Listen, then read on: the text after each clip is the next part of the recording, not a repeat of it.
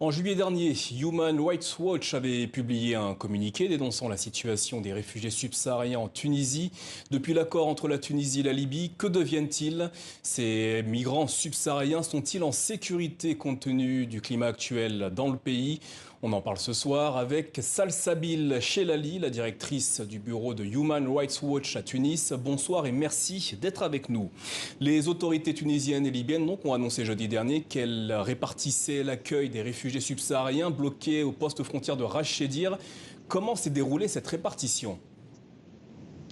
Bonsoir, merci pour l'invitation. Donc effectivement, la Tunisie et la Libye sont arrivés à un accord pour finalement évacuer le reste des migrants qui étaient toujours coincés au niveau de ce poste frontière de la Sejdir, au niveau de la zone tampon, une zone militarisée qui n'était pas accessible finalement par les organisations qui pouvaient leur porter assistance, et l'assistance qui leur était portée était très limitée jusque-là.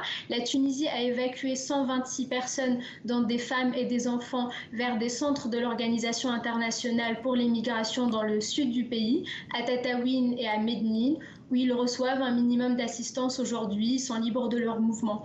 Mais le reste des migrants, environ 160, ont quant à eux été évacués par les autorités libyennes, ce qui est extrêmement préoccupant. Ces migrants ont été expulsés collectivement au niveau de cette frontière, comme le témoignent de nombreux récits par les forces de sécurité tunisiennes, en flagrante violation du droit international, et ils se retrouvent aujourd'hui en Libye où ils risquent de graves violations de leurs droits. Nous n'avons pas pu confirmer pour l'instant le lieu où ils se trouvent en Libye, mais une chose est sûre, ils n'auraient jamais dû y être renvoyés étant donné les terribles souffrances qu'endurent les migrants dans le pays, dans des centres de détention, réduits en esclavage ou encore victimes de violences sexuelles ou de torture. Nous avons récemment récolté le témoignage d'une femme ressortissante nigériane vivant à Sfax qui cherche son fils de 4 ans qui a été donc raflé et expulsé avec une amie qui le gardait et qui vient de se rendre compte qu'il est aujourd'hui à Tripoli. Dans votre communiqué paru en juillet dernier, vous dénonciez de graves abus contre les migrants subsahariens en Tunisie. Quels sont-ils précisément ? Donc, nous avons interviewé une trentaine de migrants africains noirs originaires de différents pays qui ont témoigné des abus dont ils ont été victimes de la part des forces de sécurité tunisiennes. Alors, la police, la garde nationale, pour les expulsions au niveau des frontières également de la part de militaires tunisiens. Donc, ces abus, c'est des expulsions forcées de leur domicile, des passages à tabac, le recours excessif à la force, des arrestations et des détentions arbitraires de personnes qui se trouvent à la fois en situation régulière et irrégulière dans le pays, de demandeurs d'asile, et dans certains cas, des personnes ont été soumises à des cas de torture, des actions dangereuses aussi en mer lors des tentatives d'interception traversées pour l'Europe, et évidemment les expulsions collectives aux frontières.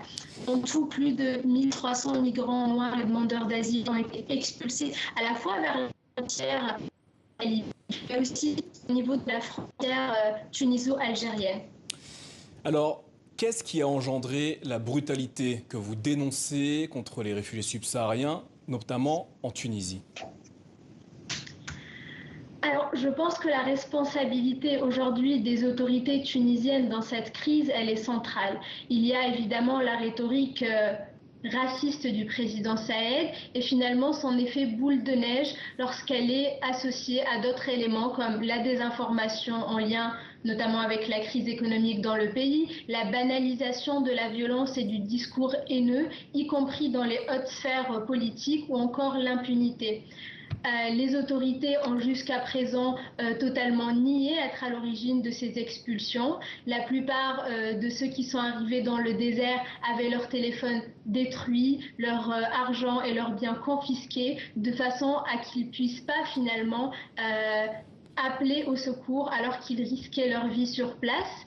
Donc aujourd'hui, malgré l'exacerbation de la violence anti-migrants et anti-noirs qui a secoué le pays depuis février, les autorités n'ont rien fait pour réellement protéger les migrants, apaiser les tensions dans certaines localités comme Sfax, et n'ont rien fait non plus pour finalement ceux qui ont commis ces abus soient mis devant leurs responsabilités et qui rendent des comptes. Au contraire, c'est vraiment la fuite en avant sans que personne ne rende de compte, les autorités nient en bloc et finalement, à l'inverse, dénoncent une campagne de désinformation destinée à ternir l'image de la Tunisie, remettant en cause le travail de la société civile et des journalistes. Je pense que c'est aussi à remettre en parallèle finalement avec la situation politique dans le pays et la répression sous le président Sayed depuis 2 ans, qui a démantelé les institutions démocratiques du pays, l'état de droit, et mis finalement derrière les barreaux plus d'une quarantaine d'opposants et de critiques. Donc cette crise des droits humains touche ou peut toucher tout le monde aujourd'hui en Tunisie. Et les populations les plus vulnérables, comme les migrants, en payent le prix cher. Salsabil Chelali, est-ce à dire qu'aujourd'hui, la Tunisie n'est plus un pays sûr pour les réfugiés subsahariens? Absolument, la Tunisie n'est pas un pays sûr aujourd'hui pour les migrants noirs, étant donné le caractère raciste aussi de ces abus, de ces attaques. Et notre position est claire, la Tunisie n'est pas un pays sûr pour les migrants. Les abus se sont multipliés. Les migrants vivent dans une situation de précarité extrême et finalement, toute cette violence ne fait que accélérer les départs. Pour les Africains noirs, la Tunisie n'est pas un lieu sûr, non plus pour le débarquement finalement de ces ressortissants de pays tiers qui sont interceptés ou sauvés en mer.